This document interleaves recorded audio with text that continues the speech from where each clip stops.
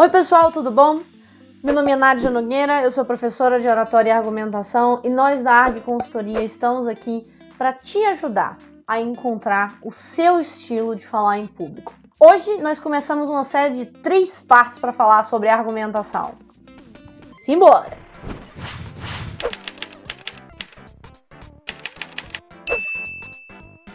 Bom pessoal, nessa série nós vamos cobrir como montar um argumento, como melhorar o impacto do seu argumento e, por fim, como tornar o seu argumento persuasivo. Então, curte o canal, ativa o sininho para você não perder nada e curte esse vídeo se você gosta desse tipo de conteúdo para a gente ficar sabendo e seguir nessa direção. Eu amo argumentação. Eu te amo. Eu sei. Eu realmente amo isso e é uma coisa que faz parte da minha personalidade. Eu era aquela criança chata que fazia muita pergunta, as coisas precisavam fazer sentido pra mim, então eu insistia muito, deixei minha mãe louca várias vezes.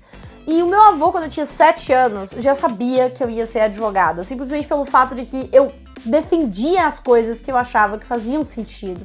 Então, esse vídeo aqui, essa série de vídeos, é uma forma de eu partilhar com vocês um pouco do que eu amo, desse processo, desse exercício mental que eu tento praticar e melhorar o tempo inteiro. E isso já faz 10 anos da minha primeira aula de argumentação. Então, eu espero que vocês aproveitem, eu espero que seja um ponto de partida para vocês.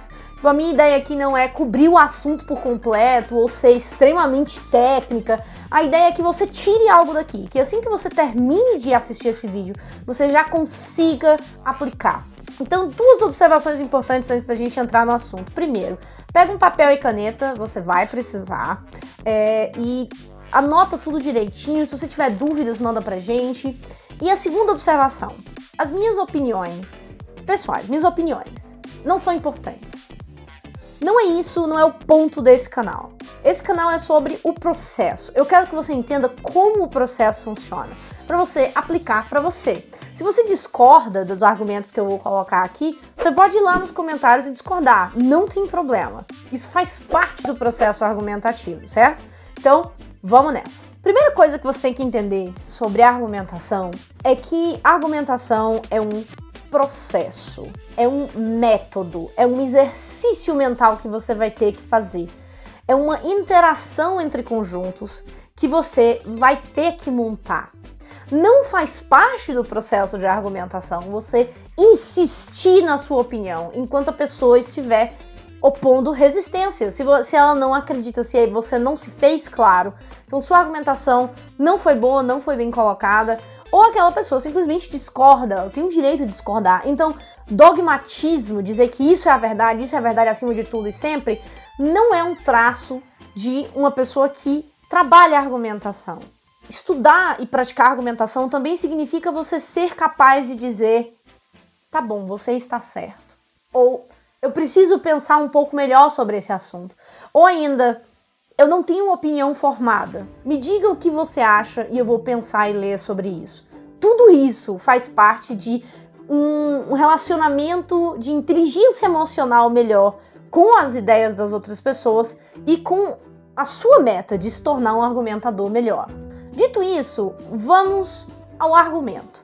Olha, desde o começo, assim, o primeiro registro que, assim, pelo menos o registro mais forte que nós temos na argumentação ocidental são os debates socráticos, a dinâmica socrática de ficar fazendo perguntas e respostas e tentando encontrar buracos naquilo que a outra pessoa pensa, questionando o que a outra pessoa vê. Desde então a gente evoluiu bastante em termos de tecnicidade, a gente vai falar sobre isso, mas desde Aristóteles, o argumento é composto de pelo menos 3 coisas. Primeiro, uma observação. Você olha para o mundo e você vê algo, você observa algum fenômeno. Segundo, vem a lógica. Você vai comparar esse evento no mundo com aquilo que você já sabe, com o que você já leu, com o que você conhece, com a teoria. E terceiro, a conclusão. A conclusão é o resultado, é o produto desse raciocínio. Então você vai ver o mundo vai aplicar uma lógica a isso e vai chegar a uma conclusão. Você provavelmente conhece esse processo como silogismo, ou até mesmo como método científico. É esse ato de 3 partes. Mas tem uma questão aqui que é importante de se entender. Esse processo é um processo analítico. Você vai analisar alguma coisa. Para a argumentação funcionar bem, eu sugiro que você seja propositivo. A gente vai falar melhor sobre o impacto da argumentação no próximo vídeo.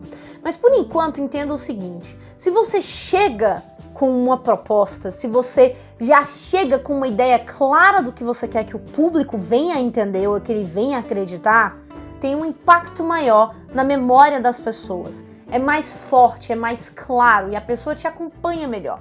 Então vamos trocar aqui um pouco os nomes.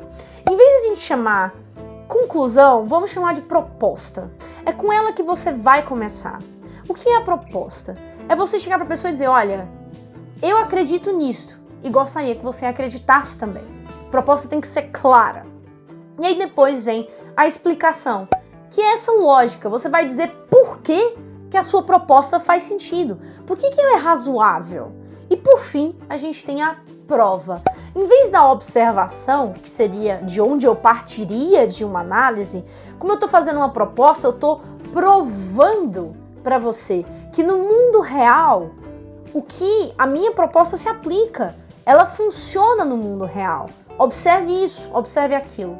Então, facilitando o processo para vocês, colocando aqui na tela.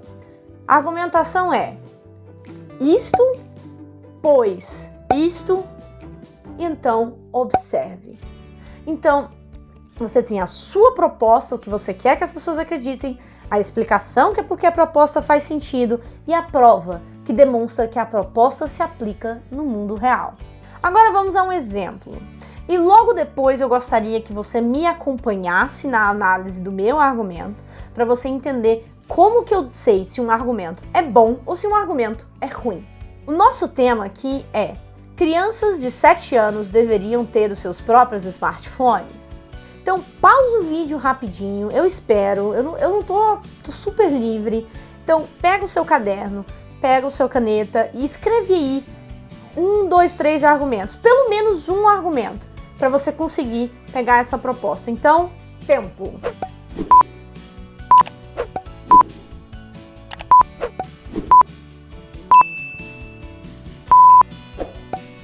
Então, você anotou o seu argumento? Está satisfeito com ele? Então vamos ao meio. Então, só dando um exemplo para vocês de argumento. Crianças de 7 anos deveriam ter os seus próprios smartphones, pois elas vão passar o resto de suas vidas interagindo com uma interface. Observe, qualquer trabalho hoje depende de uma interface. Você não vê mais máquinas de escrever, não há mais aquelas mesas gigantescas de arquiteto desenharem arranha-céus com as próprias mãos. Nem serviços essenciais, como um encanador, marceneiro, pintor, conseguem se sustentar apenas com ligações telefônicas. Até essas pessoas têm o próprio site, têm sua própria página no Instagram. Nossa, médicos têm sua própria página no Instagram. Então a criança deveria entender como isso funciona. Agora, um ponto muito importante. Esse argumento é bom? Eu vou ser muito sincera com vocês. Esse argumento me convenceu sobre esse assunto por muito tempo, porque para mim fazia muito sentido. Eu vejo, por exemplo, o contraste entre a minha mãe e as minhas sobrinhas. A minha mãe teve que ser ensinada a usar o WhatsApp. E as minhas sobrinhas, antes de lerem, intuitivamente já sabiam usar. Então, para mim, fazia muito sentido. Só que quanto mais eu pensei sobre essa situação, sobre esse contraste entre as minha mãe e as minhas sobrinhas, eu vi que esse argumento não funciona. Esse argumento não é válido. Porque o ponto é o seguinte: as minhas sobrinhas sabem usar smartphone, mas elas não têm um. Elas nem sequer têm 7 anos. Como foi que elas aprenderam? Elas aprenderam com o smartphone dos pais. Então elas tiveram acesso ao smartphone dos pais e aprenderam a interagir com essa interface. Inclusive, quando elas vêm no meu computador para jogar no meu computador, elas imaginam que a minha tela é instintivamente touch. Então, esse argumento não funciona. Agora, por que ele não funciona? O problema dele tá na explicação, que é o seguinte: eu não preciso ter um celular para aprender a usar um celular. Uma criança não precisa ter o seu próprio celular. Então, o que isso me diz? Se a explicação é falha, significa que o meu argumento é incoerente, que ele não faz sentido, ele não explica a minha proposta. Então, vamos a um outro exemplo aqui. Crianças de 7 anos deveriam ter os seus próprios smartphones, pois existem vários aplicativos educativos e elas vão aprender a ler, a escrever e outras coisas básicas. Isso tudo por jogos gamificados. Observe. Então eu vejo que no celular da minha irmã tem vários desses aplicativos de aprender a ler, de aprender as cores, de montar quebra-cabeça, de lógica. Eles estão todos lá. Esse argumento também é falho. Você já consegue imaginar por quê? O ponto dele é o seguinte. O ponto desse argumento é que ele não funciona na vida real. E eu percebi isso quando eu vejo meu comportamento com o telefone. Quando eu tô com o celular, eu não fico o tempo inteiro assistindo ao curso online. Por mais que eu adore curso online, seja uma das minhas grandes obsessões, eu não fico o tempo todo lá, eu fico muito tempo no YouTube. E isso é uma coisa que você também consegue observar em crianças. Tipo assim, a minha sobrinha, quando ela tem acesso a um celular, ela vai direto pro YouTube. Ela adora vídeo de reveal, elas gostam de ver unpacking, slime e todas essas coisas pop que estão por aí, que esses jovens adoram. Mas o meu ponto inteiro elas provavelmente não vão, por vontade própria, começar a utilizar o smartphone para aprender alguma coisa. Então esse argumento não se aplica na vida real, ele não vai funcionar. Se você der um smartphone para uma criança cheio de jogos de aprendizado, ela provavelmente vai direto para o YouTube. O que isso significa pra gente? Que esse argumento é inverossímil. Então, só para resumir, Nádia, como eu sei se o meu argumento é bom? Você vai ter que se perguntar: a minha explicação justifica a minha proposta? Ela faz a minha proposta fazer sentido? Ela é coerente? E a minha prova, ela demonstra a minha proposta? Ela é verossímil? Ela realmente se aplica? O mundo realmente funciona desse jeito que eu estou imaginando? E pronto. Você já sabe montar um argumento simples e saber se ele é bom ou ruim. Claro que existem tópicos mais difíceis, mas entenda, como eu falei no começo, aqui é um processo, você vai passar por isso várias vezes, você vai revisitar argumentos. Eu faço isso o tempo inteiro, eu mudo de opinião com uma certa frequência e eu tento conter a minha vontade de tomar decisões ou de fazer coisas unicamente por impulso, unicamente por vontade. Eu tento ter razões, pelo menos mais de uma, para fazer alguma coisa, principalmente coisas grandes. E eu uso esse método. Ele é super simples, mas dá para você fazer muita coisa só com esse básico. Então, qual é o meu real posicionamento sobre crianças de 7 anos? Qual é o argumento que me convence de que crianças não deveriam ter smartphones? A minha opinião é de que elas não deveriam ter. Então, a minha primeira razão é de que a inocência de uma criança não consegue encarar a malícia de vários adultos. Assim, é uma coisa comum você ver esses tipos de golpe na internet. Tipo, crianças gastando bastante dinheiro com algum tipo de jogo, ou vídeos indicando que o mundo funciona assim, o mundo funciona acolá. Golpes que são feitos especificamente para crianças. Então, dado essa ameaça grande, eu acho que a criança precisa ter um certo grau de maturidade que com 7 anos ela ainda não tem. Inclusive, eu acho que muitos adolescentes não têm esse grau de maturidade e isso é algo que precisa ser ensinado, é algo que precisa ser claramente conversado. E aos 7 anos eu simplesmente acho que não é o momento.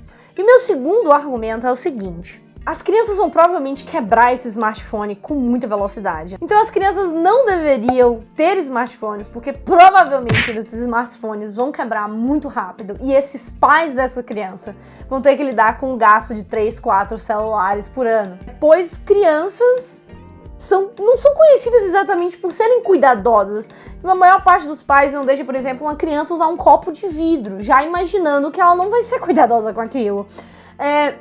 Então eu imagino que uma criança que quebra brinquedos com facilidade, uma criança que quebra copo, ou simplesmente desestrada, não tem destreza o suficiente para lidar com aquele aparelho, vai acabar quebrando aquele aparelho e vai acabar quebrando bem rápido. Então os pais vão ter que ficar comprando aquilo ali.